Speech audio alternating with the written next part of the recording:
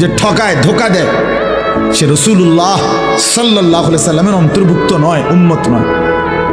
হাদিসে কথা স্পষ্ট আছে। নবী সাল্লাল্লাহু আলাইহি সাল্লাম একদিন মদিনার বাজারে কোনো একজন ব্যবসায়ীর গমের স্তূপ, গম স্তূপ দিয়া রাখছে বেস্তুবিল্লাহ। আল্লাহ নবী সাল্লাল্লাহু আলাইহি সাল্লাম সামনে গিয়ে দেখলেন উপরে সবগুলো গম শুকনা। নবীজি সাল্লাল্লাহু আলাইহি সাল্লাম ভিতরে হাত ঢুকাই দিলেন। হাদিস এটা, হাত ঢুকাইয়া ভিতর থেকে গম বাহির করে আনলেন যেগুলো ভিজা। তো আল্লাহ নবী সাল্লাল্লাহু আলাইহি সাল্লাম বললেন, এই যে তুমি উপরে সবগুলো শুকনা গম দিয়া ভিজাটাও চালায় দিবা, এটা তো তুমি ধোকা দিলা। গ্রাহককে কি দিলা? ধোকা দিলা। ভিজা আর শুকনার দাম বরাবর না।